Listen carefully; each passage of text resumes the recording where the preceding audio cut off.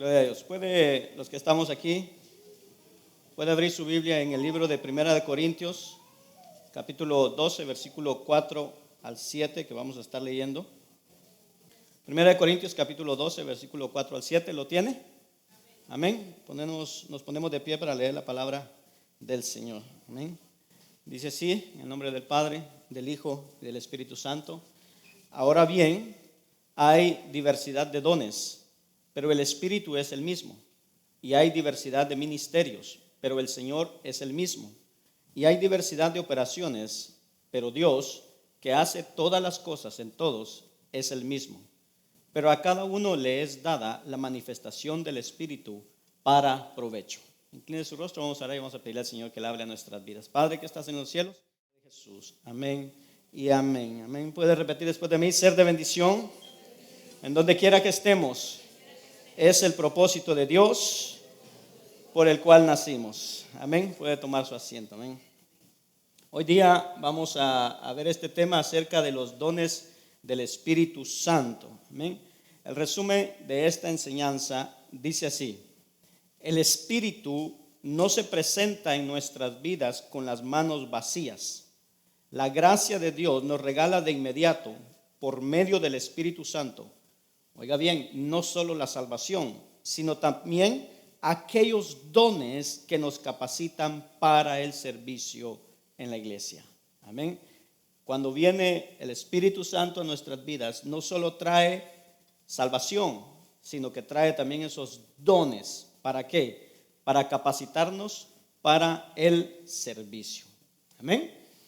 Hay un punto importante de subrayar antes de entrar al tema, y es que se ha hablado de lo que es el fruto del Espíritu. El domingo pasado se explicó cómo se produce el fruto del Espíritu en nuestras vidas. Y en primer lugar, para poder dar fruto, para que nuestra vida pueda dar fruto, bueno, primero debemos de ser salvos. Nadie que no se ha arrepentido de sus pecados, que no ha aceptado a Cristo, puede tener el fruto del Espíritu. Nadie que no es cristiano puede producir el fruto del Espíritu. ¿Por qué? Exactamente porque es el fruto del Espíritu. Es Él el que lo produce, no somos nosotros. También debemos luchar, número 2, para poder producir el fruto. Debemos luchar nosotros contra la carne. Pablo dice en Gálatas 5:16: andad en el Espíritu y no satisfagáis los deseos de la carne. Quiere decir que hay una lucha en nosotros en contra de la carne, de las cosas de la carne. Y la carne, hermanos, no es solamente el cuerpo físico, lo que nosotros tenemos, nuestras manos, el cuerpo, no. La carne también incluye lo que es la mente, las emociones, los deseos. Todo eso es la carne. Por eso, andar en el Espíritu es una lucha constante que nosotros debemos de tener. Y es un mandamiento. No podemos nosotros decir, ok, hoy ando en el Espíritu, pero mañana no, mañana como que soy un poco carnal. No, es un mandamiento. Nosotros debemos de andar en el Espíritu cada día, caminar con el Espíritu, hacer lo que el Espíritu nos dice de hacer. Pero ¿cómo hacemos eso? Bueno, por medio de lo que nos enseña la palabra. ¿Por qué? Porque al leer la palabra, estudiar la palabra, alimentarnos espiritualmente en la palabra, nos hace estar llenos del Espíritu Santo, que fue la otra enseñanza que se dio. Y al ser llenos del Espíritu Santo, entonces andamos en el Espíritu, y entonces cuando andamos en el Espíritu empieza a producir su fruto en nosotros, en cada uno de nosotros. Ahora, el fruto del Espíritu no es lo mismo que los dones del Espíritu. Escuche esto. Cada característica del fruto del Espíritu, todas las hemos visto.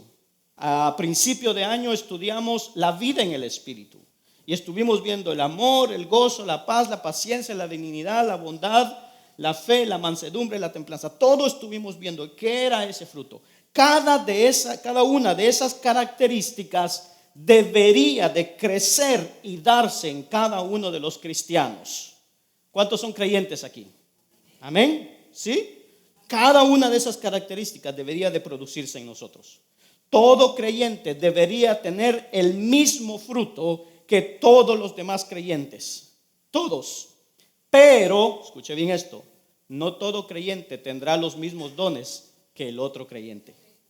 ¿Por qué? Porque el Espíritu Santo dice que distribuye los dones de manera como Él quiere a cada creyente. Por lo menos un don a cada uno en particular es suyo. Entonces, todos debemos, o en cada uno de nosotros se debe de desarrollar el mismo fruto, pero no todos tenemos el mismo don. Entonces, hemos estudiado ya hasta ahorita quién es el Espíritu Santo. Estudiamos quién es el Espíritu Santo. Vimos la regeneración del Espíritu Santo, la iluminación del Espíritu Santo. Vimos lo que es el bautismo del Espíritu Santo, la santificación del Espíritu Santo, la llenura del Espíritu Santo, el fruto del Espíritu Santo, y hoy nos toca entonces los dones del Espíritu Santo. Un tema sin duda muy fascinante y un tema muy controversial.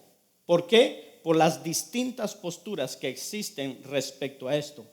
Pero vamos a abordar el tema entonces según lo que la palabra nos dice.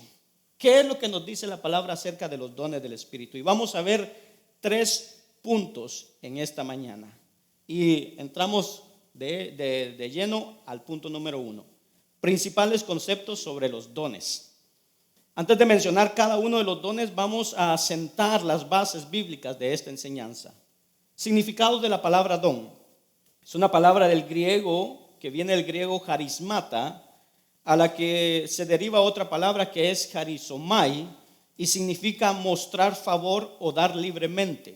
La palabra don también significa regalo, así como la fe es un don de Dios, es un regalo de Dios, pero la palabra griega usada en el original no es la misma que se usa en otras partes cuando se habla de don, sino que es charismata, que viene de charizomai, que significa mostrar favor, dar libremente. De hecho, de esa misma palabra, charizomai o charismata, se deriva la palabra charis, de lo que significa gracia o la gracia de Dios. Los dones no son algo, hermano, que nosotros los adquirimos pidiéndole a Dios esto. Los dones es algo que recibimos por gracia, es un regalo, es algo que Dios nos da, donde muestra su favor, donde Él en forma libre, no porque lo merecemos, no porque tengamos méritos, simplemente por su soberanía, Él nos da. Un don espiritual es la habilidad dada por Cristo al creyente por medio del Espíritu. Es el Espíritu que nos lo da, en el momento de su salvación o después. Y no vamos a entrar en cuándo exactamente viene el don, pero es en el momento de la salvación o después. ¿Pero para qué es? Para el servicio del cuerpo de Cristo. Esto es importante. Ahora, es muy importante distinguir entre qué es don y qué es talento. Los talentos naturales, si es verdad, también son dados por Dios, pero llegan a nosotros a través de nuestros padres. Son parte de la herencia biológica que recibimos de ellos. Los talentos están presentes en nuestro nacimiento y pueden ser desarrollados, oiga, por creyentes o por no creyentes. Vemos muchas veces que las habilidades, los talentos que hay en distintas áreas, por ejemplo, aquí vemos talentos musicales. Son talentos que se desarrollan, que vienen. Vemos talentos artísticos para dibujar o cualquier índole de oficio, de profesiones, que muchas veces los hijos, los nietos, los bisnietos, algo que traen de la genética, viene con esta inclinación a talentos. Es algo natural que todos tienen, creyentes o no creyentes lo tienen. Pero los dones no es lo mismo. Los dones no nacemos con ellos en nuestra vida física. Los dones los da el Señor a los creyentes, a los que han sido insertados, bautizados, sumergidos en el cuerpo de Cristo. Hay quienes hablan de un talento, de una habilidad, confundiéndolo con un don, Por ejemplo, dibujar o cantar es una habilidad, es un talento natural, pero no necesariamente es espiritual. Claro que sí, un don que yo tenga de la música puede volverse espiritual al momento de yo utilizarlo para Dios. Se vuelve espiritual, pero no es algo espiritual. Ahora, otros tratan de evadir el tema completamente porque no saben cómo explicar esto, y otros dicen, por ejemplo, que no tienen el don de evangelizar, y entonces se inventan dones. Pero evangelizar o evangelismo no es un don. Evangelizar o evangelismo es un mandato para cada uno de nosotros. O sea que no venga a decir, es que yo no tengo el don de evangelizar. No. Todos debemos de evangelizar. Es como decir, yo no tengo el don de ser padre, entonces como no tengo ese don, pues me voy de mi casa. No tiene sentido. Entonces, los dones en la Biblia son los que la Biblia dice que son dones espirituales. Aparte de ello, todo lo que el Señor nos pide, hermano, es que con los dones que Dios nos entrega, es que seamos responsables y obedientes a Él. Entonces, vemos hasta aquí el significado de la palabra don y la diferencia entre don y talento. Ahora, dos preguntas. ¿Quién reparte los dones y puedo elegir mis dones? Bueno, 1 Corintios capítulo 12, versículo 11 dice así: pero todas estas cosas las hace uno y el mismo Espíritu. Y dice, repartiendo a cada uno en particular como Él quiere. En este verso entonces respondemos a ambas preguntas. Y note que el capítulo 12, cuando usted lee el capítulo 12 de 1 Corintios, es una parte en donde se habla de los dones. Lo vamos a ver más adelante. Pero ahí leemos varios de los dones, y entonces cuando Pablo llega al versículo 11 dice, pero todas estas cosas, o sea, todos los dones que Pablo ha mencionado en los versículos anteriores, él dice, las hace uno y el mismo Espíritu. Es decir, ¿quién reparte? ¿Quién reparte los dones? El Espíritu Santo. Dice, repartiendo a cada uno en particular como Él quiere. ¿Cómo quiere quién? ¿La persona o el Espíritu Santo? El Espíritu Santo. Los dones son dados por el Espíritu Santo de manera soberana, conforme al llamado que Él nos ha hecho. Y escuche bien esto, ponga atención aquí. Los dones no son dados por el grado de santificación que tengamos, sino que son dados para equiparnos y capacitarnos para que podamos realizar el propósito para el cual Él nos creó y nos llamó. Y aquí vamos a derribar uno de los grandes mitos que siempre ha habido del lado más pentecostal y más carismático. Y escuche esto, los dones no tienen que ver con santidad. Yo sabía que no iban a decir amén. Los dones no tienen que ver con cuán santo soy. Y eso es lo que se ha creído muchas veces. Es que este tiene el don, qué sé yo, de ciencia, el don de esto, el don de lo otro, entonces él es muy santo. No tiene que ver con eso. Dios nos llamó como hijos a todos, y también Dios nos llamó para cumplir distintas labores dentro del cuerpo de Cristo, para que podamos cumplir esas funciones a las cuales dice que Él preparó de antemano. Efesios 2:10. Dios nos equipa con los dones, y eso tiene que ver con el llamado de Dios, no tiene que ver con cuán santo soy o cuán consagrado soy. Esto va a estar duro. Hoy día esto va a estar duro. ¿Seguimos o paramos? Es que si yo tengo todos los dones, o si yo tengo muchos dones, ¿quiere decir que yo soy más santo que el hermano que está a mi lado? No, hermano. Los dones son dados para equiparnos y capacitarnos para que podamos realizar el propósito para el cual Él nos creó y nos llamó, y eso es lo que vamos a ver más adelante. Amén. Por si tiene alguna duda. ¿Cuál es el propósito de los dones? Que vean qué bueno soy, que vean que soy el mejor de los demás, que me aplaudan. ¿Cuál es el propósito? 1 Corintios 12:7 Dice así. Esta es la versión de las Américas. Dice: pero a cada uno le es dada la manifestación del Espíritu para el bien común. Ahora mire lo que dice la Reina Valera. Cada uno le es dada la manifestación del Espíritu para provecho. En el original, cuando leemos la palabra provecho, la palabra en griego es sumfero, la cual es la palabra compuesta que se puede traducir como contribuir juntos. Es por eso que en otras versiones leemos que ha sido dada para provecho. En la de las Américas dice que ha sido dada para el bien común. Oiga lo que dice la NBI. Han sido dadas para el bien ¿de quién? De los demás. La NTV dice que ha sido dadas para que nos ayudemos mutuamente. Entonces nos damos cuenta de que los dones, oiga, jamás han sido para ser glorificados nosotros, para ser exaltados, para ser puestos en un altar, jamás. Y si alguien está usando un don con ese propósito, está haciendo un mal uso de ese don, un abuso de ese don, y tendrá que dar cuentas delante de Dios por eso.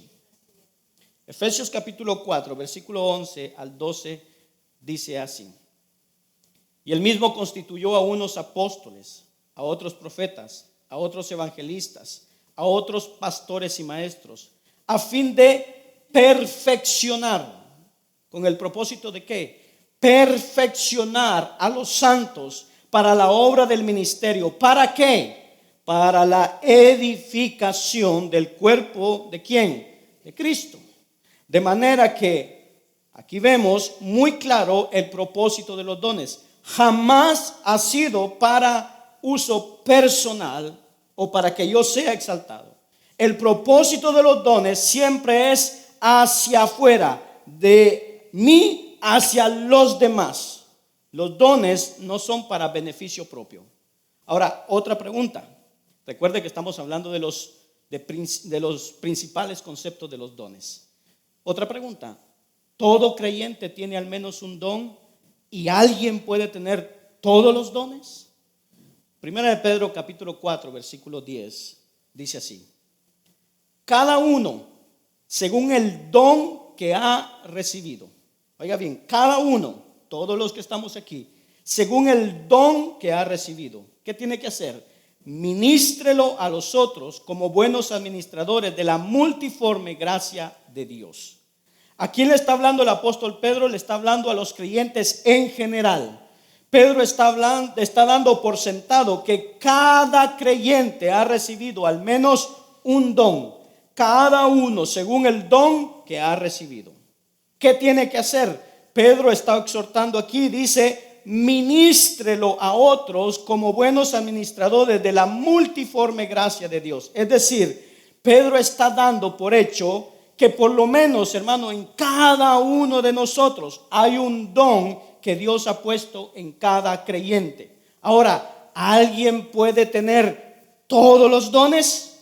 Bueno, vamos a responder. Primera de Corintios 12, 29 y 30. Preguntas retóricas. Dice: ¿son todos apóstoles? ¿Son todos profetas? ¿Todos maestros? ¿Hacen todos milagros? ¿Tienen todos dones de sanidad? ¿Hablan todos lenguas? ¿Interpretan todos? Todas las preguntas son retóricas que Pablo está respondiendo y está diciendo: no todos tienen todos los dones. Por lo cual entonces queda respondida en forma clara la pregunta. Nadie puede atribuirse o decir: yo tengo todos los dones. No es así, hermano, y gloria a Dios que no es así. Porque si a veces con uno ya andamos como la santidad, yo sé que a usted no le pasa eso me pasa a mí, eso solo es a mí. Pero imagínese que tengamos todos los dones, volamos. Punto número 2. Este es un poquito más extenso. Punto número 2. ¿Cuáles son los dones? Muchos hablan de 9, otros hablan de 7, otros hablan de 12, de 15. Pero al ver el Nuevo Testamento nos encontramos en 4 ocasiones en donde se mencionan los dones. Y cada pasaje varía entre sí en cuanto a los dones mencionados. Es decir, tomando ciertos pasajes tenemos algunos dones que se nombran. Ahora, cuando vamos a otro pasaje, vemos que hay otros dones que se nombran o que se repiten algunos. Otros no, otros sí. De manera que entonces es importante que nosotros examinemos estos 4 pasajes en los cuales se nombran los dones espirituales y debemos de tomar los 4 pasajes y analizarlos en forma conjunta. Número 1, 1 Corintios 12, 8 al 10. Aquí da una lista de dones. Dice, porque a este les dada por el Espíritu palabra de sabiduría. Oiga bien.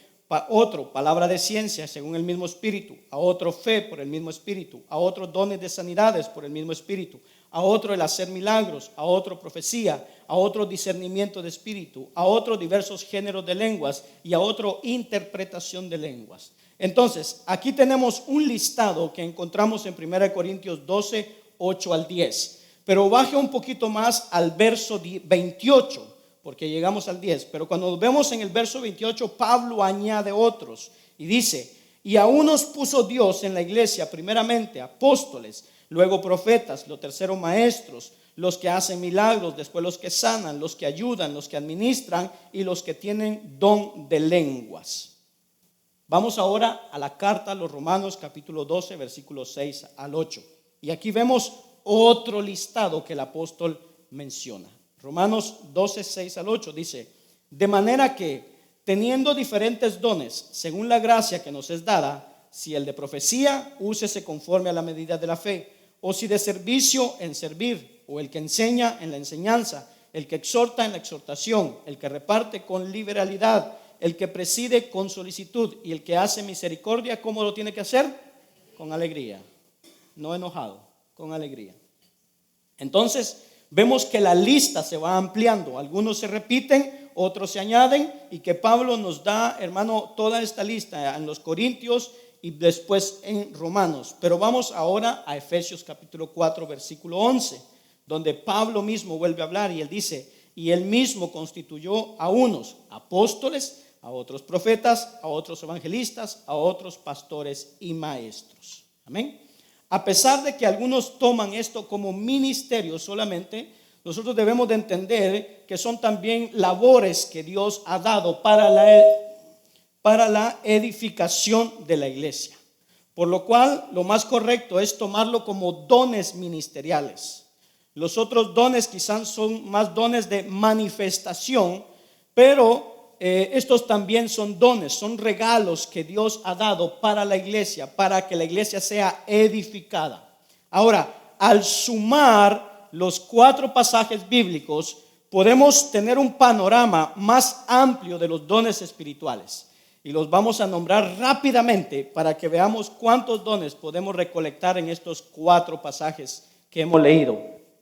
Y empieza, palabra de sabiduría, palabra de ciencia, fe, sanidad, milagros, profecía, discernimiento de espíritu, lenguas e interpretación de lenguas, ayuda o servicio, que es el mismo don, que en una ocasión se dice ayuda, en otra servicio, administración, liderazgo, que también son 2 formas que apuntan al mismo don, enseñanza, exhortación, dadivosidad, misericordia, apóstoles, profetas, evangelistas, pastores, maestros. Ese es el listado. Entonces, de los dones espirituales. Ahora, vamos a explicar brevemente cada uno de ellos, aunque yo lo invito a que se conecte los días viernes, porque en los viernes vamos a estudiar más específicamente qué es cada don, cómo se manifiesta. Entonces, número 1, palabra de sabiduría. ¿Qué es esto? Dice, capacidad de dar a entender la voluntad de Dios a través de las verdades y principios bíblicos, aplicando con habilidad ese entendimiento a las situaciones de la vida. ¿Quién tiene sabiduría? Creo que todo creyente debe de tener sabiduría y todos debemos de buscar la sabiduría. Pero sin duda, creo que Dios ha dotado a gente con una sabiduría especial que, hermano, aplica la verdad y la lleva al consejo de la vida diaria de una forma extraordinaria. Palabra de ciencia. La Reina Valera dice ciencia, pero otras versiones dice conocimiento. Tal vez es un poco más claro ese término, porque algunos pueden pensar que ciencia tiene que ver con términos de científicos o algún tema científico, pero no tienen que ver con temas científicos. Dice palabra de ciencia: capacidad de entender, interpretar y hablar la verdad de Dios recibida a través de su revelación, es decir, las Escrituras. En otras palabras, todo creyente debe de estudiar la palabra. Amén. A ver, repetimos eso. Todo creyente debe de estudiar la palabra. Muy bien. Pero el que tiene esta palabra de ciencia, este don, él tiene, hermano, esta palabra de ciencia, es capaz de profundizar mayormente y comprender de una manera más profunda y también interpretar y hablar esta verdad revelada en las Escrituras. ¿Ven? Fe, ¿qué es la fe? Capacidad de ejercitar una confianza fuerte e inamovible en Dios en medio de las circunstancias adversas. Es una fe más profunda que aquella que hemos recibido todos los creyentes para salvación. Y aquí volvemos a los mismos, y hay que entender esto. No es que los demás no tengan fe, todos tenemos fe. Si hay alguien, hermano, si hay alguien aquí que no tiene fe, entonces no es creyente. Eso es así. Porque todo creyente ha recibido el don de la fe, el regalo para creer en Dios para la salvación. Pero el don de la fe es una fe mucho más sobrenatural. Esa fe que han recibido algunos, que en la mayoría de nosotros los cristianos, hermano, cuando vienen problemas, nos tiramos al suelo y decimos: hasta aquí llegué. Ahora hay esos que tienen el don y dicen: yo me mantengo firme y sigo creyendo en Dios a pesar de todas las cosas. Ayer me contaba mi esposa de 2 testimonios que hubieron aquí. Yo creo que esas 2 personas tienen ese don de fe, porque se mantienen firmes a pesar de todo. Y esa fe, hermano, anima al débil, inspira al que le cuesta confiar en Dios. Sanidad, capacidad de impartir sanidad física a una persona. Eso es netamente físico. Ahora, ponga atención aquí. Es uno de los dones sobrenaturales que fue fundamental para autentificar el evangelio en el inicio de la iglesia. Milagros, capacidad de realizar actos divinos contrarios a la naturaleza, de tal modo que no hubiera otra explicación que la intervención directa del poder de Dios. Son esos actos, hermano, que salen de toda lógica, de toda ciencia, que a veces es complicado explicarlo, porque a veces es muy difícil entender, hermano, lo que sucedió o ese milagro. Amén. Pero a veces como que confundimos un poquito esa palabra y tratamos de llamar milagro a cualquier cosa. Alguien que no ha venido a veces hace mucho tiempo a la iglesia, le decimos: ay, qué milagro que viniste.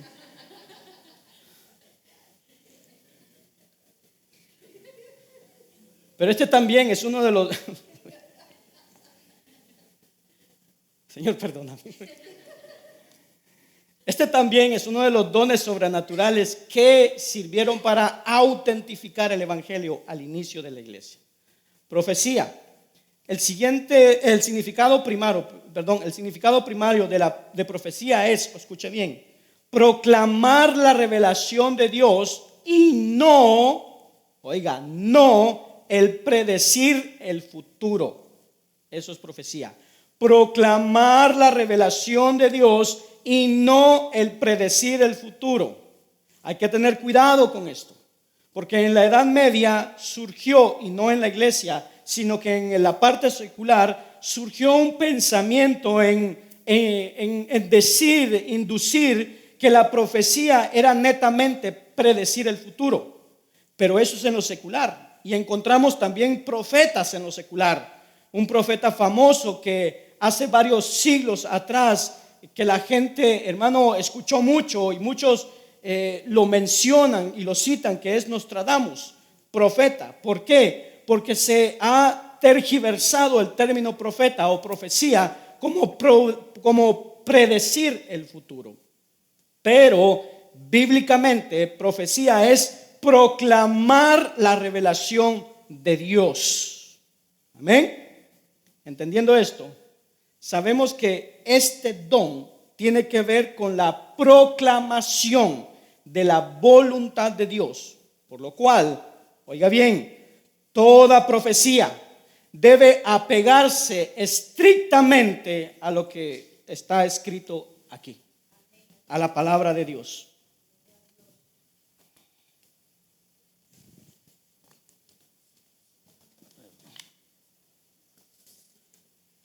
Perdón. Amén. Toda profecía entonces que recibimos debe ser, hermano, debe apegarse estrictamente a lo que las escrituras dicen. Es muy fácil decir, así dice el Señor. Pero hermano, aquí ya dijo el Señor. Y todo lo que Dios pueda decir tiene que estar estrictamente apegado a la revelación mayor, que es la palabra de Dios que ya fue entregada. Así de que eso de que veo un manto de prosperidad, de que la nube de Dios y de que aquí a tal fecha, cuidado con eso. Debe estar como la palabra lo dice. ¿Amén? Yo sé que algunos se van a enojar hoy. Discernimiento de espíritus. Habilidad para reconocer, esto no es duda, ¿ok? Esto no es sospecha, esto es discernimiento de espíritus. Habilidad para reconocer espíritus mentirosos y oiga, identificar doctrinas engañosas y erróneas. Ese es el discernimiento de espíritus. Lenguas. Habilidad para hablar un idioma sin haberlo aprendido. Fue un don también de autentificación del evangelio en el día de Pentecostés. Interpretación de lenguas. Capacidad de traducir el idioma conocido, un mensaje oído en una lengua desconocida para el intérprete. ¿Amén? Ahora, hasta aquí llegamos a todos los dones que muchas veces nos gustan a nosotros, que son visibles, que llaman la atención, que causan, que aplaudan, que nos miran, wow, qué don ese. Pero de aquí en adelante empiezan unos dones que tal vez a veces no son muy deseados, muy queridos por nosotros. Empezamos, ayuda o servicio. No, ya vio que no se oyó amén. Ya vio que no. Ya no, sabía que no se iba a oír amén. Ayuda o servicio, oiga, capacidad especial para ir en ayuda y auxilio de los necesitados y de servir en distintas áreas de la obra de Dios. La palabra griega usada aquí es diaconía, de donde se deriva diácono. Todos debemos ayudar y todos ayudamos, pero hay gente que tiene el don de ayuda, de servicio, que sobresale. Amén. Ese es el don de ayuda. Administración o liderazgo. Capacidad de dirigir, gobernar y guiar eficazmente con gracia, integridad y sabiduría. La palabra griega usada aquí se deriva también de un término que significa pilotear una nave, dirigir una nave. ¿Ven? Enseñanza, habilidad para enseñar, instruir y explicar con claridad la verdad de Dios y las doctrinas de la fe. Esa es la enseñanza. Exhortación, habilidad para realizar llamados eficaces a los creyentes a obedecer y a seguir la verdad. Esto no es regañar, esto es exhortación. Mire, habilidad para realizar llamados eficaces a los creyentes a obedecer y seguir la verdad de Dios. En el sentido positivo es alentar, consolar y fortalecer. En el sentido negativo es amonestar y corregir. Hermano, ¿cuán necesitados estamos de este don, de la exhortación? Dadivosidad. Yo sabía que no iba a haber amén también aquí. Ese no es mío, Señor, ese no es mío. Capacidad de ser ampliamente generoso para suplir las necesidades de los demás, ya sea, oiga, sacrificando aspectos de su vida misma y disponiendo de recursos propios. Todos damos para el Señor. Bueno, casi todos. Dejémoslo en todos. Digamos que todos damos para el Señor. Pero hay gente que sobresale en eso, que tiene el don de dadivosidad. Hermano, que no mira lo que tiene, sino que simplemente da. Abre su bolsa y da. Misericordia. Capacidad de mostrar compasión por los que están en desgracia, teniendo empatía y sensibilidad junto con el deseo y los recursos para aliviar su sufrimiento de manera, oiga, gozosa y bondadosa. Yo hago misericordia, ayudo a los demás. Amén. Todo creyente debe de tener misericordia, pero hay gente que tiene el don, hermano, que le duele ver a alguien sufriendo. Es un don, hermano, que viene a nuestras vidas y cada vez que vemos una necesidad, hay algo en nuestro interior que sale y que tengo misericordia, no lástima, misericordia. Ahora, este es un don que no creo yo tenerlo. Amén. No creo tenerlo, porque no soy una persona, hermano, que cuando trabaja con alguien da 3 oportunidades y a la cuarta ya no más. Hay otros que tienen más paciencia, que tienen misericordia. Y dicen, no, sí, pero es que yo ayudé 40 veces. Sí, pero el otro que tiene misericordia dice, no, pero yo ayudo la 41 y más. Esa es misericordia. Por eso le digo, yo no creo que la tenga. Apóstoles, o el don de apostolado. ¿Qué significa apóstol? Apóstol significa enviado. Es un don ministerial trascendental que sirvió como fundamento para el establecimiento de la iglesia. Ponga atención aquí. Que sirvió como fundamento para el establecimiento de la iglesia, ya que fueron estos comisionados directamente por el Señor Jesucristo, quienes asentaron las bases y la doctrina en la que se fundó la iglesia primitiva. Estos son los apóstoles. Profetas, ¿quiénes son los profetas? Fue también un don ministerial que junto a los apóstoles sirvió como fundamento de la iglesia del primer siglo. Ellos trajeron revelación de parte de Dios y también hablaron de revelación ya dada para darla a entender a los creyentes. Profeta o don profético a veces se junta o se entiende como lo mismo que profecía, pero no es lo mismo. Hay una diferencia entre profeta y el don de profecía. Eso lo veremos los días viernes que lo vamos a estudiar. Evangelista o don de evangelizar es un don ministerial de proclamación y declaración del evangelio a los no creyentes. Eso es evangelista. Pastores maestros. ¿Por qué pastores maestros? ¿Y por qué no pastores y después maestros? Y no quiero otra vez entrar en controversia, pero a veces algunos hablan de 5 ministerios: apóstol, profeta, evangelista, pastores, maestros.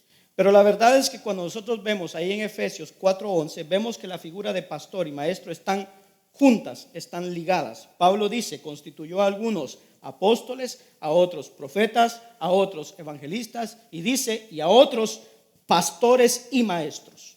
Lo habla en conjunto, habla de 4. Y alguien puede decir, sí, pero es que tal vez es la traducción en español. Sí, pero cuando vamos al griego tenemos el mismo sentido gramatical. A otros pastores, maestros. ¿Podemos separarlos? Sí, algunos los separan, pero creo que para ser pastor debe ser maestro. Debe saber enseñar la palabra. Amén. Amén. Ahora, esto es interpretado por muchos como una función complementaria. Primeramente, el término pastor viene del griego poimen, que significa apacentar, darles pasto a las ovejas, por lo cual la función pastoral, el don ministerial del pastor es alimentar las ovejas. Las funciones de anciano y obispo mencionadas en el Nuevo Testamento son paralelas o iguales a las de pastor. El concepto maestro es la misma aplicación que ya vimos en el don de la enseñanza. Entonces, cuando hablamos de un maestro, estamos hablando de alguien que tiene el don de enseñanza.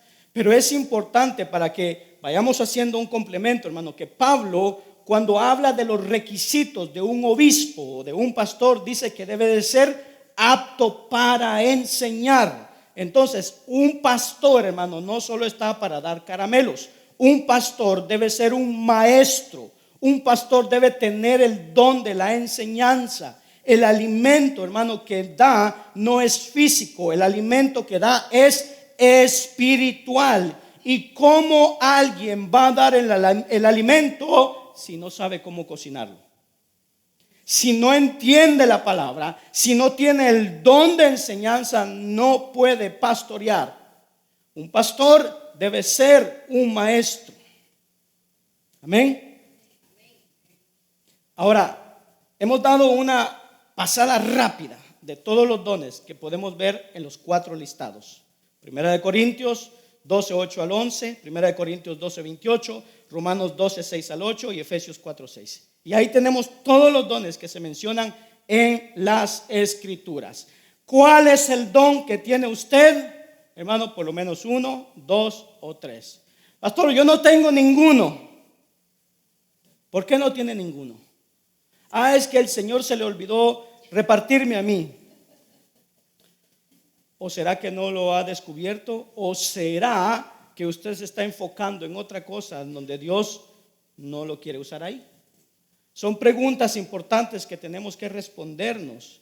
Y vuelvo al punto inicial, antes de pasar al tercer punto, un pequeño repaso. Recordemos, don es un regalo, es mostrar favor, dar libremente, carismata, eso significa el don. ¿Quién reparte los dones? El Espíritu Santo. ¿Cómo lo reparte? A cada uno en particular, como Él quiere. ¿Cuál es el propósito de los dones? El bien común, el bien de los demás, ayudarnos mutuamente, la edificación del cuerpo de Cristo. ¿Algún creyente tiene todos los dones? No, pero por lo menos uno. Por eso Pedro dice que por lo menos cada creyente, el don que ha recibido, ministrelo a otros como buenos administradores según la multiforme gracia de Dios. ¿Alguien puede jactarse de decir yo tengo todos los dones? No, porque Pablo dice en preguntas retóricas, ¿son todos apóstoles? No. ¿Son todos profetas? No. ¿Todos maestros? No. ¿Hacen todos milagros? No. Amén. Teniendo esto claro, debemos entonces entender la importancia de los dones para la edificación de la iglesia. La importancia de ejercitar los dones para que podamos, hermano, hacer que nuestros hermanos, nuestras hermanas puedan crecer en la gracia del Señor. Cada uno de los dones fue dado no para nuestro beneficio propio, no para obtener ningún tipo de ganancia. Y no le estoy hablando simplemente en el sentido económico, sino en la ganancia en cuanto a la vanagloria, el reconocimiento, hermano, en que podamos tener en esta vida terrenal y humana. Porque si alguien está usando ese don para beneficio propio, está usando mal ese don delante de Dios. Los dones deben ser usados para el beneficio de la iglesia de Cristo. Para eso son los dones. Dicho esto, vamos entonces al punto número 3. Y aquí, hermano, agárrese, porque algunos se van a enojar, van a rechinar los dientes, van a saltar o me van a tirar tomates. Una de las 3. Vigencia de los dones en la actualidad. Entramos a un aspecto importante y muy controversial. Debemos tener una postura ante esto. La pregunta es, ¿todos los dones están vigentes como en el inicio de la iglesia o hay algunas diferencias? Y vamos a ver lo que nos dice la palabra de Dios. Primero, los dones ministeriales fundamentales, como fundamento de apóstol y profeta, cesaron con el cierre del canon bíblico. Como le digo, aquí entramos a un tema controversial, yo lo sé, pero escuchemos lo que nos dice la palabra de Dios. Hoy día estamos llenos de apóstoles y profetas en las iglesias evangélicas. Hace 150 años, hace 100 años, hace 80 años, hermano, no se encontrarían en las iglesias protestantes la figura de apóstol y profeta, sobre todo de apóstol. No se encontraba. El apóstol ha tomado un auge desde el siglo XX, mitad del siglo XX aproximadamente en adelante. Y hoy día nos encontramos, hermano, que nosotros levantamos una piedra y encontramos un apóstol ahí. Pero hay que analizar bíblicamente, si esto está vigente, el don ministerial de apóstol y profeta. Cuando vamos al Antiguo Testamento, vemos ampliamente por todo el Antiguo Testamento el ministerio del profeta. El profeta era alguien que traía la revelación de Dios en forma exclusiva para su pueblo escogido, que era Israel. El ministerio era infalible e incuestionable. El profeta decía: así dice el Señor, y nadie podía levantarse en contra de eso. Porque si alguien se levantaba en contra del profeta, estaba atacando directamente la verdad de Dios. Ahora, es importante entender que Dios, hermano, se estaba revelando a su pueblo. ¿Y cómo se estaba revelando Dios en el Antiguo Testamento? A través de los profetas. Yo le pregunto, ¿qué tenía el pueblo de Israel para entender y para conocer a Dios en cuanto a lectura y en cuanto a escritura? En el Antiguo Testamento no tenían nada. Pero entonces llega Moisés, y Moisés es considerado uno de los grandes profetas. Y Moisés llega y le dice al pueblo de Israel: ¿saben qué? Dios ahora les entrega 10 mandamientos, les entrega leyes civiles, les entrega leyes humanitarias, leyes religiosas. ¿Y quién lo dijo? Moisés. ¿Y quién lo envió? Dios. Pero entonces, ¿cómo sé que Moisés es enviado de Dios? Y entonces Dios decreta que nadie podía cuestionar la voz de Dios. Y entonces encontramos en la Biblia ejemplos como María y Aarón. Cuando María y Aarón cuestionaron a Moisés, hermano, ellos sufrieron las consecuencias, tuvieron que pagar las consecuencias por haber cuestionado al profeta de Dios. Pero entonces nos encontramos que llegamos al Nuevo Testamento. Y entramos al Nuevo Testamento. Y mire lo que nos dice Lucas 16:16. Dice así: la ley y los profetas eran ¿hasta quién? ¿Hasta cuándo? ¿Hasta dónde? ¿Hasta quién? Hasta Juan. Desde entonces el reino de Dios es anunciado y todos se esfuerzan para entrar en él. Ponga atención a esto. La ley y los profetas eran hasta Juan. De manera que la figura de Juan el Bautista, y es interesante porque Juan el Bautista lo vemos en el Nuevo Testamento, pero Juan viene a cerrar el ministerio profético del Antiguo Testamento. Y el mismo Señor Jesús dice que la ley y los profetas eran hasta Juan. Ese Juan no era el discípulo, ese era Juan el Bautista. Hebreos capítulo 1, versículo 1 y 2. Dice así: Dios, habiendo hablado muchas veces y de muchas maneras en otro tiempo a los padres por los profetas. Mire cómo cambia la figura. En estos postreros días, en otras palabras, en el Antiguo Testamento, en el Antiguo Pacto, Dios habló a nuestros padres a través de los profetas. Ahora, en estos últimos tiempos, Dios dice, nos ha hablado por el Hijo, a quien constituyó heredero de todo y por quien asimismo hizo el universo. Cuando hablamos del Hijo, Jesucristo, por extensión estamos hablando de los apóstoles. ¿Por qué? Porque Jesús comisionó a los apóstoles. Por lo cual, en el Antiguo Testamento, Dios habló por medio de los profetas. La revelación de Dios fue entregada por profetas. En los últimos tiempos fue entregada por el Hijo y por extensión los apóstoles. Entonces, los ministerios apostólicos y proféticos son los que componen el fundamento de lo que a posterior vendría a ser el cuerpo de Cristo, es decir, la iglesia. Escuche bien, debemos entender esto, que por 1500 años aproximadamente, desde que Moisés empezó a escribir el Pentateuco hasta el tiempo de Jesús, Dios se fue revelando. Dios estaba revelando y decía: yo soy Dios, estos son mis atributos, este es mi plan de redención, esto es lo que voy a hacer con Israel, esto es lo que voy a hacer con los gentiles. Dios se fue revelando, y esa revelación en el tiempo antiguo, en el Antiguo Testamento, fue por los profetas, y en el último tiempo fue por el Hijo y por extensión a los apóstoles, que ponen el fundamento de lo que vendría a ser la iglesia, que es en la era que nos encontramos nosotros hoy. Miren lo que nos dice Efesios 2:20. Dice así: edificados sobre el fundamento de ¿quiénes? De los apóstoles y profetas, siendo que la principal piedra del ángulo, Jesucristo mismo. ¿Quién es la piedra angular? Jesús. Y sobre esa piedra angular, Jesús usó a los apóstoles y los profetas para echar el fundamento. ¿Sí estamos entendiendo hasta aquí?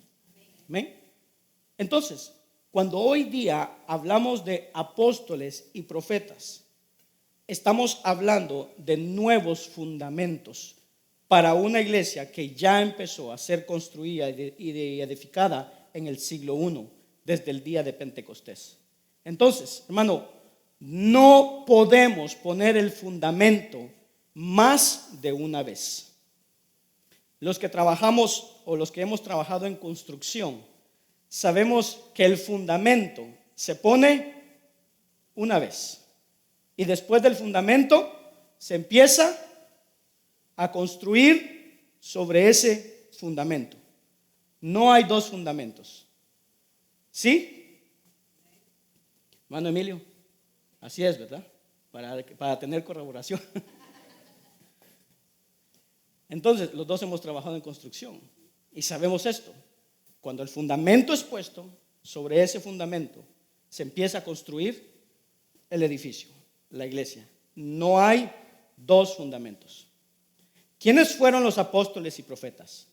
Fueron el fundamento de la iglesia, y sobre ese fundamento, que la piedra angular es Jesucristo, la iglesia es edificada. Apóstol significa enviado. Cristo es llamado el apóstol de nuestra fe en Hebreos 3:11. ¿Por qué? Porque Él fue enviado por el Padre. Ahora, Cristo mismo envió a apóstoles, siendo Pablo el último de ellos.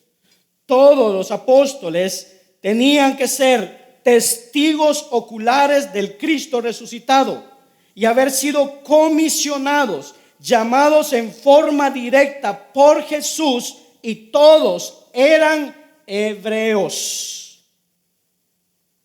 Amén. Yo le dije a mi esposa, hoy vas a ver, se van a enojar. Todos los apóstoles tenían que ver a Cristo resucitado, tenían que haber sido enseñados directamente de Jesucristo, haber sido testigos oculares de Jesús resucitado, y todos tenían que haber sido comisionados y llamados directamente por Jesús, y todos eran hebreos. Significa que el apóstol Cano, Josué Cano, guatemalteco, ya me eliminé por el hecho de ser un guatemalteco. Claramente en la Biblia vemos que eran solamente hebreos. Habían visto a Jesús, habían sido comisionados por Jesús, y el mensaje de ellos era: y me seréis testigos. O sea, que ellos eran testigos oculares de la resurrección de Cristo. Por eso, hermanos, somos claros en decir que hoy día nadie puede cumplir ese requisito. ¿Y qué pasa con Pablo? Pablo no estuvo con los 12 originales, sí es verdad, pero su apostolado, aunque fue excepcional, es un apostolado auténtico. Mire lo que nos dice 1 Corintios 9:1, es Pablo hablando. Dice, no soy apóstol, no soy libre, no he visto a Jesús el Señor nuestro, no sois vosotros mi obra en el Señor. Pablo está diciendo, señores, yo soy apóstol. ¿Por qué? Porque yo he visto al Cristo resucitado. Ahora, para verificar eso, mire lo que nos dice 1 Corintios 15, 4 al 8. Hablando de Jesús, dice, y fue sepultado, y que resucitó al tercer día conforme a las Escrituras. Y oiga, y que apareció, está hablando de Jesús, a Cefas, después a los 12. Después apareció a más de 500 hermanos a la vez, de los cuales muchos aún viven aún y otros ya duermen. Y oiga, después apareció a Jacobo, después a todos los apóstoles. Y dice, y al último de todos, como un abortivo, me apareció a mí. Dice Pablo. Pablo dice, después de que se me apareció a mí, nadie más ha visto al Señor. Yo soy el último, dice, como un abortivo. ¿Qué es un abortivo? Un abortivo es algo que está fuera del tiempo, fuera del plazo original. ¿Por qué? Porque Pablo no estuvo caminando con Jesús. Pablo no estuvo aprendiendo del maestro, pero Pablo, camino a Damasco, fue el mismo Señor que se le aparece y lo llama al ministerio. Y nadie puede tener esa experiencia hoy día. Si nosotros aceptamos apóstoles hoy día, pues entonces tenemos que aceptar todo tipo de apóstoles que hay. Pero tenemos dos problemas. Uno, y no me voy a referir solamente al área de la iglesia protestante evangélica, pero entonces si aceptamos los apóstoles, deberíamos aceptar las de las otras creencias, de las otras religiones. Si yo acepto los apóstoles o los que se dominan apóstoles hoy día, entonces ¿por qué rechazamos a un José Smith de los mormones? ¿Cuál es la diferencia? José Smith dice, Cristo se me apareció y me encomendó su evangelio porque la iglesia estaba totalmente desviada, el evangelio estaba distorsionado y Dios me lo entregó a mí, la revelación complementaria de la Biblia, y me entregó el evangelio real. Entonces deberíamos de dar lugar a que él también es un apóstol, es un enviado de Dios. Número 2, y es que Cristo no se puede aparecer. ¿Y cómo es eso? Bueno, pues Cristo mismo dijo, me voy y voy a enviar al Consolador, el Espíritu Santo. Entonces la palabra es clara en decir que Cristo se fue ascendiendo a los cielos y hoy está sentado a la diestra del Padre. El apóstol Pedro, cuando está haciendo su defensa después de la sanación del cojo, Pedro dice, el cielo tenía que recibir a Jesús hasta el último de los tiempos. Pedro está diciendo, Jesús fue recibido en el cielo y él debe de estar allá hasta el final de los tiempos. De manera que Jesús no puede aparecérsele a alguien porque él está a la diestra del Padre. Y él dejó al Espíritu Santo en cada uno de nosotros. Lo dejó aquí. Por ahí había un apóstol carismático que decía que Jesús se le había aparecido 3 veces en su casa y que se le había aparecido la Santísima Trinidad. Pero eso no concuerda con lo que la Biblia dice. Ok, no se me apareció, pero yo fui a verlo al cielo para tratar de justificar algo. Pero Jesús, estando aquí en la tierra, dijo, nadie subió al cielo sino el Hijo que descendió del cielo. Otro argumento más. La historia de la iglesia es clarísima en mostrarnos que los apóstoles, hermano, no nombraron sucesores. ¿Quién vino después de Pablo? ¿Quién vino después de Pedro? ¿Quién vino después del apóstol Juan? ¿Quién vino después de Santiago? La historia de la iglesia del siglo II, cuando vemos, hermano, encontramos a Ignacio de Antioquía, Policarpo, Ireneo, Clemente de Alejandría, Tertuliano, por nombrar algunos que son padres del siglo II de la iglesia, fueron obispos de la iglesia. Ninguno fue nombrado apóstol. ¿Por qué? Porque los apóstoles no nombraron sucesores. Ahora es importante entender que el ministerio y el don apostólico y profético entonces no está vigente en el día de hoy. Los que se denominan apóstoles o los que se denominan profetas no están haciendo una correcta interpretación de lo que la palabra dice. No vamos a decir que todos son charlatanes o apóstatas. No, no podemos ser irresponsables en decir eso. Muchos sí lo son, claramente. Muchos denominados apóstoles son charlatanes, hermano, hasta el dedo más pequeño del pie. Pero quizás algunos no. Quizás algunos sanamente se piensan que son apóstoles. Pero vemos a los profetas. Vemos que profetas termina con Juan el Bautista.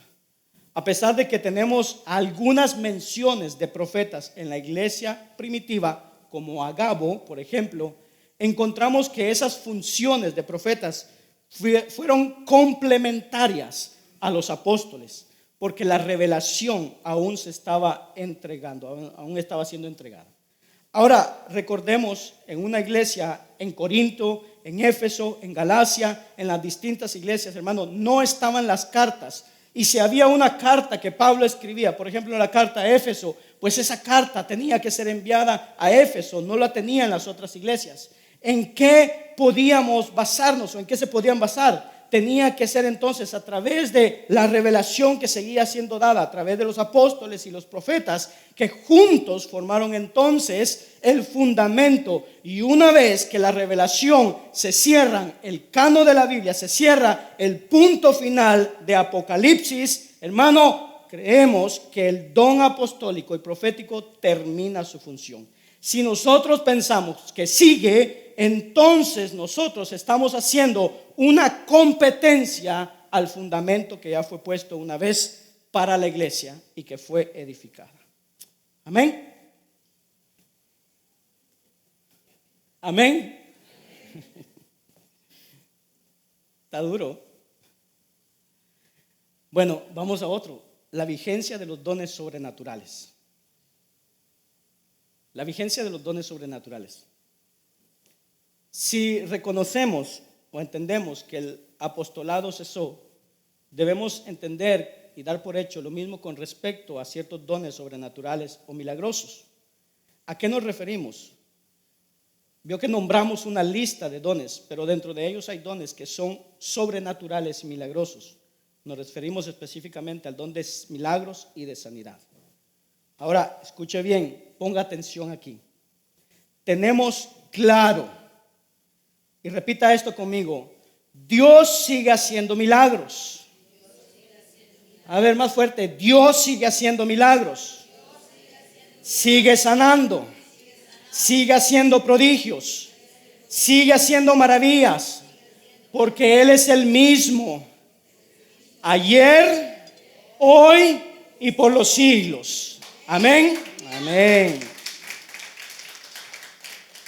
Dios sigue haciendo milagros. Es importantísimo dejar eso claro. Lamentablemente, cuando nosotros hablamos y postulamos que el don de milagros y de sanidades fue un don para que acompañara el ministerio apostólico, algunos inmediatamente tienden a cometer el error y decir: entonces usted no cree en los milagros, no cree en un Dios de prodigios y maravillas. No, no es eso que estamos hablando. Estamos hablando de que hoy día alguien pueda atribuirse y decir: yo tengo el don de milagros o yo tengo el don de sanidad. Dios sana, sí. Dios ha sanado a muchos. Hermano, aquí tenemos un vivo ejemplo de la sanidad de Dios. Dios sigue sanando. Dios sigue haciendo milagros. Cada día Él lo hace. Cuando nos levantamos, hermano, es un milagro que Dios ha hecho. Pero la pregunta es la siguiente: ¿puedo decir yo tengo el don de milagros? ¿Yo tengo el don de sanidad? Y bueno, ahí es donde vamos a responder bíblicamente, que es lo que la Biblia nos dice. Estos dones fueron exclusivos para autentificar el ministerio apostólico. Mire cómo va de la mano. Si nosotros creemos que el ministerio apostólico profético fue el fundamento de la iglesia, por lo cual cumplió su rol una vez cerrado el canon, entonces de la mano tenemos que dar por hecho que los dones milagrosos también cesaron junto con el apostolado. ¿Por qué? Porque estos dones fueron con ese propósito.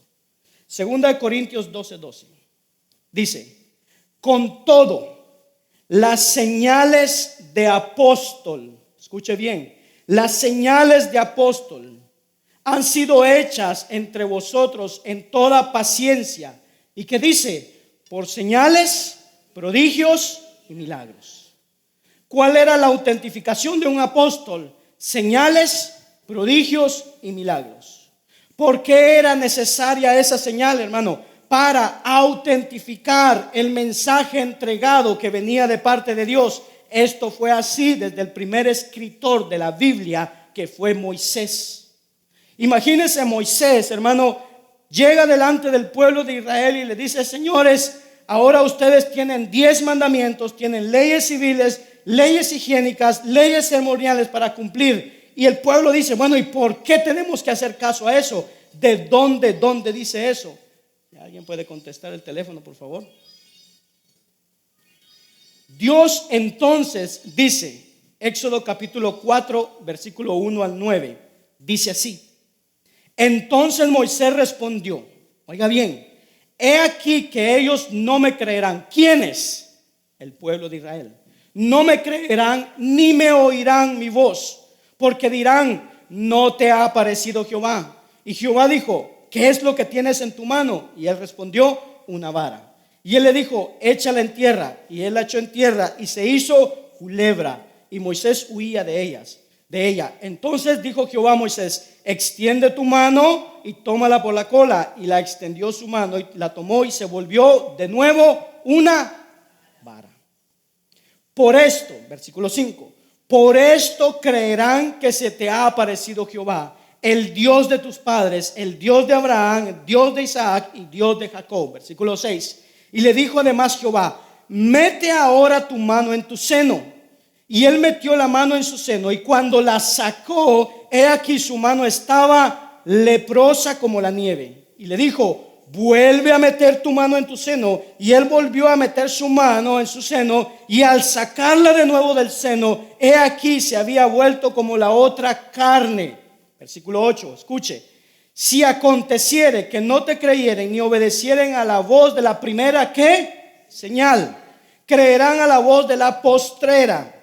Y si aún no creyeren a estas 2 señales y oyeren tu voz, tomarás de las aguas del río y las derramarás en la tierra, y se convertirán aquellas aguas que tomarás del río y se harán sangre en la tierra. ¿Ve? ¿Le da cuántas? 3 señales. Éxodo 19:9 dice: entonces Jehová dijo a Moisés: he aquí, yo vengo a ti en una nube espesa, para que el pueblo oiga mientras hablo contigo, y también para que te crean, que dice, para siempre. ¿Ve lo que tenía que hacer Dios para que respaldar su mensaje? ¿Cómo iba a creer el pueblo? Hermano, pensemos un momento. El pueblo de Israel no tenía esto que tenemos hoy día nosotros. Moisés llega con los 10 mandamientos y Moisés les dice: Dios les dio leyes. Pero ¿cómo saber que fue Dios? ¿Cómo saber que no fue un invento de Moisés? Dios le dice entonces: ¿sabes qué? Tú vas a hacer señales, prodigios y milagros con los cuales voy a autentificar lo que tú estás hablando y que de verdad viene de mí. Y Moisés entonces hace prodigios y señales. Josué también las hace, que fue el sucesor de Moisés. Luego de Josué no tenemos señales, ni prodigios, ni milagros en todos los siglos que continúan, excepto con Elías y Eliseo. Ahí tenemos un nuevo periodo, una nueva ventana de prodigios y milagros, y luego nuevamente se cierra, y otra vez los siguientes profetas post exilio, ninguno hizo milagros, ninguno hizo señales, hasta llegar a Jesús en el Nuevo Testamento. Mire lo que nos dice Hechos 2:22. Varones israelitas, oíd estas palabras: Jesús Nazareno, varón aprobado por Dios entre vosotros, ¿con qué? Con las maravillas, prodigios y señales que Dios hizo entre vosotros por medio de él, como vosotros mismos sabéis. Jesús viene en ese momento y les dice a todos ellos: ¿saben qué? Yo soy el Hijo de Dios, yo y el Padre somos uno. Y entonces surgieron preguntas y le decían: ¿quién eres tú para decir eso? ¿Qué blasfemia es eso? Se recuerda que los fariseos decían eso. ¿Cómo te vamos a creer? Y entonces, ¿qué hizo Jesús? Señales, prodigios y milagros. Jesús mismo dijo: si no me creen por la palabra, créanme por las señales, por las obras. ¿Para qué? Para autentificar que lo que él estaba hablando era revelación directa de Dios. Pero entonces pasamos a los apóstoles. Hebreos 2, capítulo 3, Hebreos 2, versículo 3 y 4. Se refiere a la palabra de Dios revelada. Dice: la cual, habiendo sido anunciada primeramente por el Señor, nos fue confirmada por los que oyeron, testificando Dios juntamente con ellos, con señales y prodigios y diversos milagros y repartimiento del Espíritu según su voluntad. Vemos otra vez cómo el Señor tiene que autentificar su mensaje a través de los apóstoles. ¿Con qué? Con señales, prodigios y milagros. Imagínese otra vez el cuadro, hermano. Todos los judíos habían sido criados y nacidos en la ley. Y Pedro viene y le dice: señores, la ley ya no los salva, ahora es por medio de Cristo. Pero entonces, ¿cómo creemos esto a Pedro? ¿Cómo sabemos que eso es verdad? ¿Cómo lo sabemos? A mí toda la vida me han enseñado la ley y que la ley me salva. ¿Cómo podía autentificar el mensaje que daba por Pablo, por Pedro, por Juan? Era a través de las señales, de los prodigios y de los milagros. Entonces es clarísima la autentificación del mensaje a través de los milagros. Hoy el canon se ha cerrado. No hay mensaje que autentificar. La Biblia se valida por sí misma. Escuche, hoy día, hermano, no hay una lucha por el poder, por mostrar prodigios y milagros. Hoy día la lucha es por la verdad. ¿Quién dice la verdad? La verdad ya ha sido revelada aquí en la palabra. La verdad ya ha sido autentificada. Así, hermano, que la Biblia está completa y no necesitamos más milagros, prodigios y señales. Respecto a quienes dicen tener los dones de milagros hoy día, y de hecho se ha hecho en muchos años anteriores las famosas cruzadas de sanidad, que decían: ven por tu milagro. Y la gente de a montones, de miles, iban, y había un señor vestido todo de blanco, que usted conoce, que convocaba a las masas diciendo que tenía el poder de sanidad y el poder de milagros. Pero cada vez que la gente no era sana, de hecho hay muchas cosas documentadas acerca de falsedades que se hicieron en esas cruzadas, pero cada vez que la gente no era sana, cada vez la excusa que cuando alguien no era sano o cuando alguien no recibía un milagro, siempre era la falta de fe de la persona que buscaba el milagro. Yo tengo el don de sanarte, pero tú tienes que tener una fe suficiente. Yo tengo el don de sanidad, yo tengo el don de milagros para hacer que una pierna te crezca en este instante, pero tú tienes que tener la fe suficiente. Hay un problema con esto. El don de milagros y sanidades realizado por Moisés, Elías, Eliseo, Jesús, los apóstoles, nunca dependió de la fe del tercero. El don se ejerció simplemente porque Dios se lo entregó, e independientemente a la respuesta a alguien, el varón de Dios ejerció el don con plena autoridad. ¿Quiere ejemplos? Moisés, cuando abrió el mar rojo, ¿dependió de la fe de los israelitas? Jesús, cuando oró por los 10 leprosos, ¿cuánta fe tenían los 10 leprosos? De hecho, 9 ni siquiera volvieron. Pedro y Juan, con el cojo de nacimiento, ¿cuánta fe tenía el cojo? ¿Qué pidió el cojo? ¿Sanidad o una moneda? ¿Cuánta fe tuvo Lázaro para que Jesús lo resucitara? ¿Cuánta fe, hermano, cuando Pablo predicaba largamente y este joven Eutico, hermano, se cae del tercer piso y se muere? ¿Cuánta fe tuvo este joven para que Pablo lo resucitara? El uso y el ejercicio del don de milagros y de sanidades jamás dependió de la fe del otro. Fue ejercido con plena autoridad divina. ¿Para qué? Autentificar el mensaje del evangelio. Hechos capítulo 5, versículos 12 al 16 dice: y por la mano de los apóstoles se hacían muchas señales y prodigios en el pueblo, y estaban todos unánimes en el pórtico de Salomón. De los demás ninguno se atrevía a juntarse con ellos, mas el pueblo los alababa grandemente. Y oiga, y los que creían en el Señor aumentaban más, gran número así de hombres como de mujeres, tanto, oiga, que sacaban los enfermos a las calles y los ponían en camas y lechos, para que al pasar Pedro, a lo menos su sombra cayese sobre alguno de ellos. Y aún de las ciudades vecinas muchos venían a Jerusalén, trayendo enfermos y atormentados de espíritus inmundos. ¿Y qué dice? Y todos eran sanados. ¿Cuánta fe tuvieron estos enfermos? El apóstol Pedro ejerciendo a plenitud el don de sanidad y milagros. Si somos honestos, si somos sinceros con nuestra aplicación bíblica, tenemos que dar fe de que hoy día no podemos atribuirle a ningún hombre, a ninguna mujer, esta cualidad sobrenatural. Ahora usted puede tener otra postura distinta y decir, no, sí, sigue vigente. Pero si somos honestos, si somos sinceros con la evidencia, hoy nadie puede atribuirse don de sanidad y de milagros. Si fuera así, esa persona tendría que ir hoy mismo al hospital y vaciar el hospital. Pero ¿qué pasa? No es que no tienen suficiente fe los enfermos, no, es que no depende de la fe de los enfermos. Si tiene el don, debería ir al hospital y sanar a todos los que están ahí. Pero eso no pasa porque Dios ya autentificó su mensaje y el canon quedó cerrado. Y esos dones sobrenaturales cumplieron su labor en el ministerio apostólico y profético. Ahora yo quiero terminar con esto. Algunos alcances respecto al don de lenguas. Algunos cristianos, alguna postura, ponen el don de lenguas en la categoría de estos dones milagrosos. ¿Qué significa? Que piensan que ya no están vigentes hoy día tampoco. Como le decía, a esto se le llama el cesacionismo. Ahora tenemos que entender que eso, hermanos, no es motivo de división. Son simplemente interpretaciones.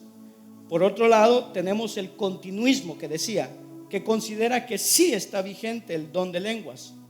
Ahora, si nuestra postura es continuista, es decir, creemos que el don de lenguas sigue muy bien, perfecto.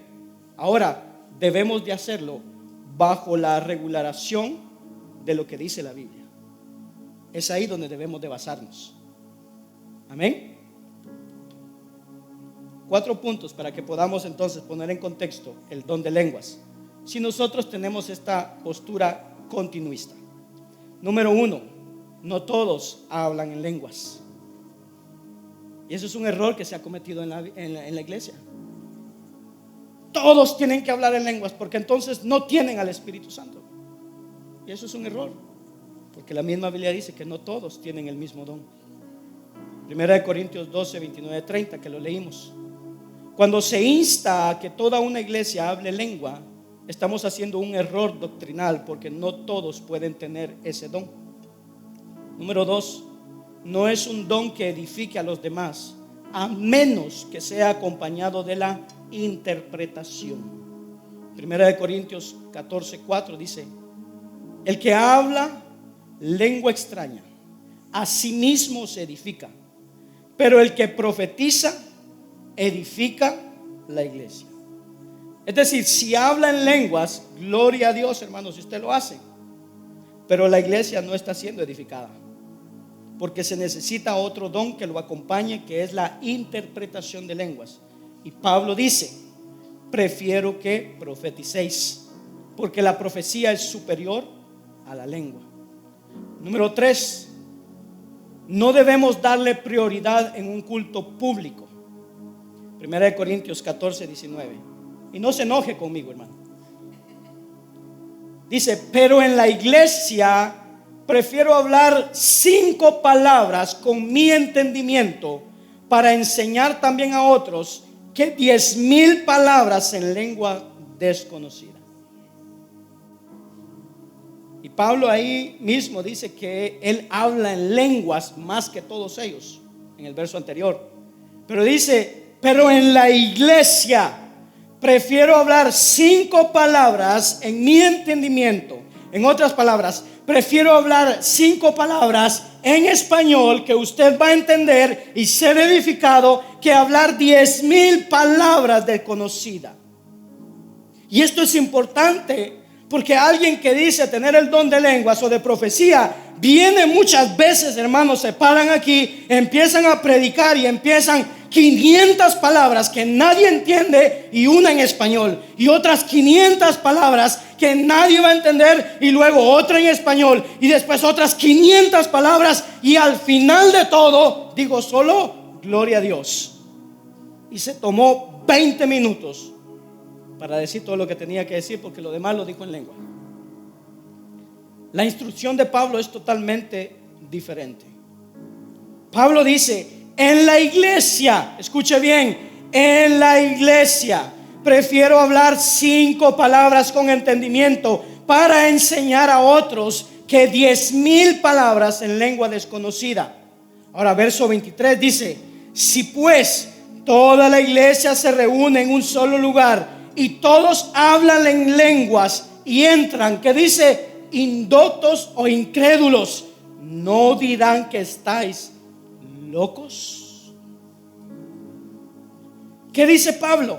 Si entra un inconverso, ¿cómo va a entender el mensaje de salvación? ¿Cómo va a decir al mensaje de salvación? ¿Cómo va a decir amén a la palabra de lo que está siendo dado? ¿Cómo va a entender, hermano, el llamado al arrepentimiento? No puede. ¿Qué va a pensar? Que están locos. Él necesita oír el mensaje en su idioma conocido.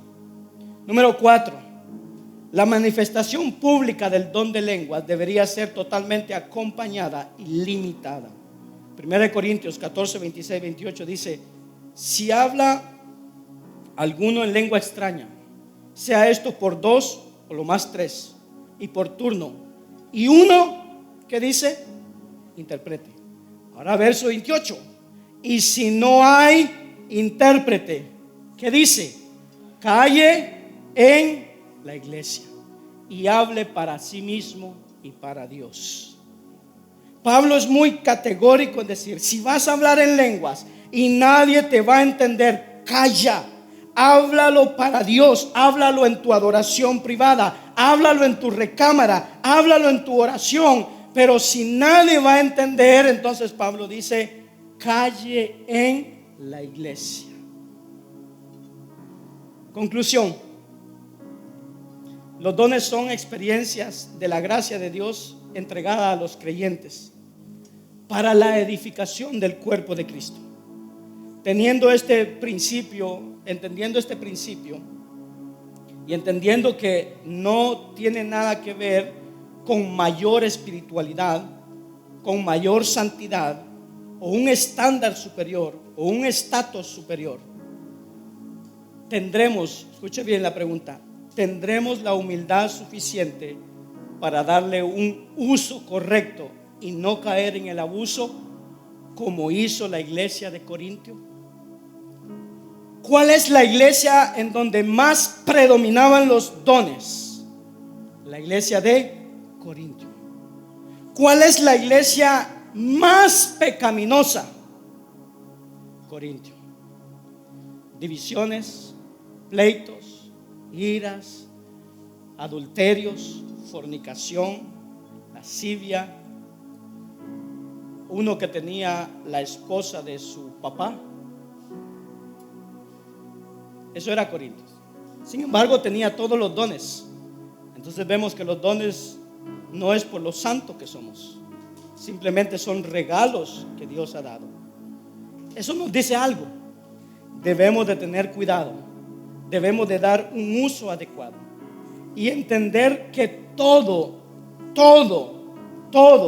es solo para la gloria de Dios y para la edificación del cuerpo de Cristo. Póngase de pie, vamos a orar.